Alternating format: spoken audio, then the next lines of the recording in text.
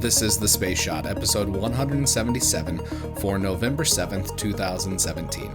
Surveyor 6.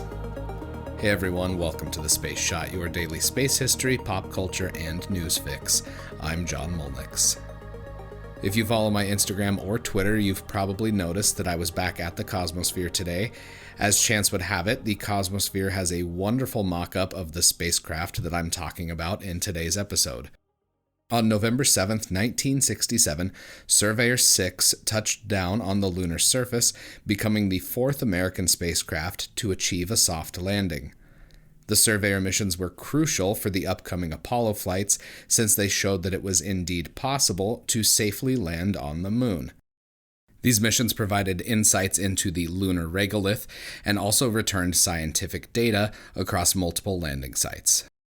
The Surveyor landers had targets that were selected because they were possible landing sites for Apollo missions.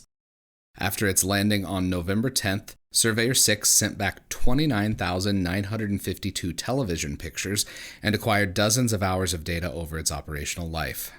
The readings and pictures gave scientists on Earth insight into the composition of the lunar surface. The spacecraft performed a hop when it ignited its vernier rocket engines for 2.5 seconds, lifting the spacecraft 11.5 feet high and about 8 feet laterally. The Surveyor program ended in January of 1968, having completed its objectives. The Surveyor 3 spacecraft and the crew of Apollo 12 rendezvoused on the lunar surface. This was the first rendezvous by two spacecraft on another world. And in a sad bit of news, it was announced today that Apollo 12 command module pilot Dick Gordon passed away yesterday. He flew on Gemini 11 and Apollo 12, and during that Apollo mission, he remained in the command module while Pete Conrad and Alan Bean landed on the lunar surface. Tomorrow I'm going to be traveling again, and I will be going out to LA on Thursday and Friday like I had been planning. Even though the rocket launch isn't taking place, there's still a ton to do in LA, and I'm excited to be able to go there.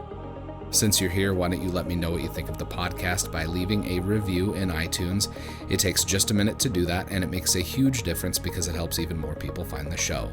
As always, the show notes have more information on today's episode. Hit me up on Instagram and Twitter. Find me at John Molnix. I'm always up to chat. You can also connect with me on Facebook. Just search The Space Shot or click the link in the show notes.